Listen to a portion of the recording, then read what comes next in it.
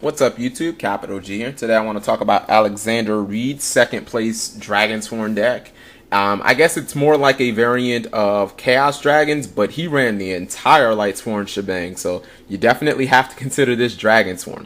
First, I want to talk about his deck list, and we'll go over why I think he was so successful, why I think his deck is so good, and just some of the things that I noticed about the deck. He's got one copy of Lumina, one copy of Jane, one copy of Aaron, 3 copies of Lila, 2 copy of Ryko, 1 copy of Judgment Dragon, 1 copy of Card Trooper, 1 copy of Honest, 1 copy of Dark Arm Dragon, 1 Tragodia, 1 Phantom of Chaos, 1 copy of Sangan, 1 Dart Flare Dragon, 1 copy of Chaos Sorcerer, 1 Gores, 1 BLS, 1 copy of Plague Spreader, 2 copies of Red Eyes Metal Darkness Dragon, 3 copies of Light Pulsar Dragon, 2 copies of Effect Veiler, 2 Equips Wyvern, 2 copies of Mystic Tomato. To the spells, we have Monster Reborn, Heavy Storm, Charge of the Light Brigade, Allure of Darkness, Dark Hole, Future Fusion, 3 copies of Solar Recharge, and the only trap he ran was Treacherous Trap Hole. The most interesting thing, first off, is that he ran a full Lightsworn engine. He didn't run stuff like Tour Guide, he didn't run Dimensional Alchemist. Now, granted, he did say that he would have ran Tour Guide, but we'll just stick to the deck as it is. Why did he run the full Lightsworn engine, including a copy of JD? Okay, the reason why I think he did this, why he ran so many cards from the Lightsworn engine, first off, it lets him run Solar Recharge. So it lets him get out of inconsistent dead draw hands.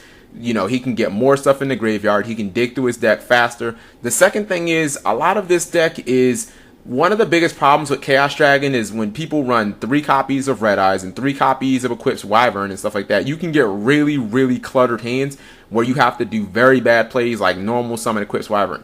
With this Lightsworn lineup, a full Lightsworn lineup, I mean, just about every Lightsworn monster that he has is a good standalone summon except for Lumina. You know, you summon a Jane, it's a 2100 beater who mills 2 cards. Lila will pop your opponent's back rows, it forces a Solemn Warning, it'll force a Fiendish Chain.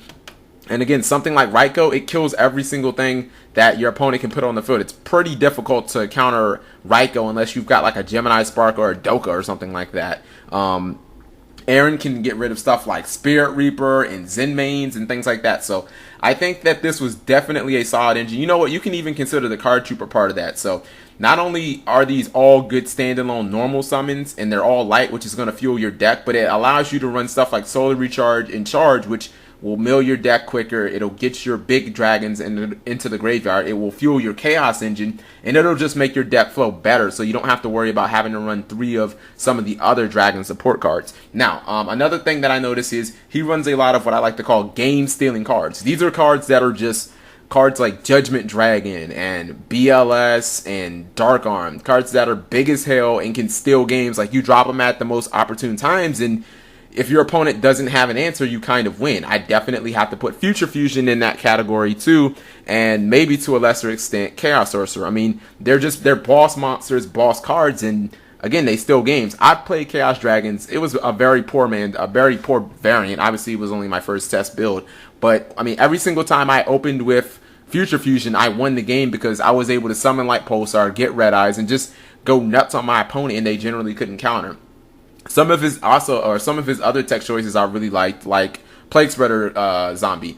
Let's see. Well, not only does it open up synchro options, but most of the best synchros in the game still to date are dragons. So even when those things die, he has Red Eyes to get them right back. And again, with the whole Lightsworn engine, it makes sense. Like, this is a card that I look at it and I'm just like, duh. You know what I mean? Why haven't we been running this? The same thing goes with something like Phantom of Chaos. When I ran Twilight back at Regionals, I absolutely loved this card because when you run it in Lightsworn, not only do you get the boss monster effects of being able to copy things like JD and being able to copy things like Chaos Sorcerer and BLS and Dark Arm Dragon. Any of these can open the field up for you to have a win, but even the most simplest things, such as copying a Lila, blowing up a back row, copying a Jane and being able to, you know, get rid of your opponent's Marshmelon or Gelendor or something, like being able to copy a Lila. I mean, just about everything that this card can copy is going to be game breaking for the deck. I mean, copy Red Eyes, copy Red Eyes, get a Light Pulsar, you know, make your plays like that. And then again, probably his most simplified win condition, which it seems like the most simplest things are the most overlooked things in Yu-Gi-Oh! It really does, because I read one of his feature matches, his top 4 match against the Hero Beat player, and it was like poetry in motion. Light Pulsar Dragon, and Red Eyes Metal Darkness Dragon. Basically, it's a wall. It's a 2800 beat stick wall. You know, two big ass monsters. We've got what, 5300 damage on the board that your opponent basically has to kill twice, or has to clear at the same exact time. It's very difficult to get rid of this wall. That's what I'm basically saying. If you have something like Light Pulsar Dragon, you summon it to the field, and considering he has 18 lights in his deck and 12 darks, it's almost always going to be live. Then again, that's where we go back to the full Lightsworn engine and the solar recharges and the charges and always being able to mill his deck. This card is almost always going to be live. So when this dies, you can simply get Red Eyes back. Red Eyes will reborn Light Pulsar, and basically just the combo starts over again. Now you have to think of it in a sense of, outside of bottomless, deep prison, how many ways do people really have of effectively killing that Light Pulsar without triggering the effect? I mean, deep prison, bottomless, and then like chaos cards such as, you know, Chaos Sorcerer and BLS. Now there's no Trishula anymore, so again, your options are very, very limited. Now, another reason I think he won a lot of his games was because his build was just strictly good. Like, a lot of things like Equips Wyvern and Red Eyes Metal Darkness Dragon, because he's milling so much, why does he need 3 copies of them? I mean, you know, if you open with multiple copies of those cards, I mean, they're just flat out, they can be awful, especially Equips Wyvern. Another thing to notice about Equips Wyvern is, since most of these Chaos Dragon decks run Dark Arm, but they don't run something like Judgment Dragon, it can search Judgment Dragon straight from the freaking deck, which is just a very, very, very scary thought, especially if you already have something like Red Eyes on the field. It's like you always have that JD in the chamber, so if your opponent can somehow break your Red Eyes Light Pulsar Dragon wall, I mean, how are they going to deal with a Judgment Dragon on top of that?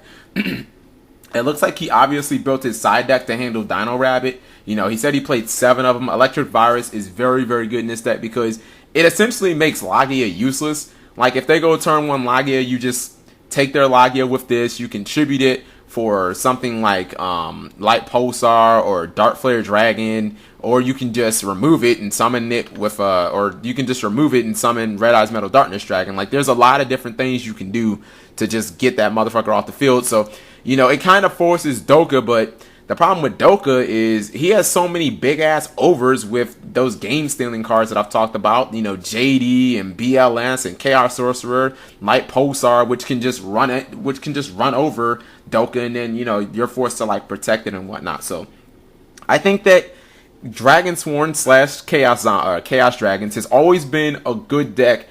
People just needed to find the right build, and I think more Lightsworn cards make the deck more consistent because you get to run things like Solar Recharge, so you get those cards in the graveyard quicker. And I mean, he just built a deck where he could almost always make sure that Light Pulsar was live, and the Light Pulsar Red Eyes lock is just, it's ridiculous. I mean, there aren't that many ways around it. So yeah, I think that obviously you'll start seeing this deck a lot more, and, you know, congratulations to him. Very nice deck, and maybe we'll see more of it throughout the rest of the format. Well, we'll definitely see more of Red Eyes because Heretics are coming out. So, yeah. Thanks for watching, guys, and peace.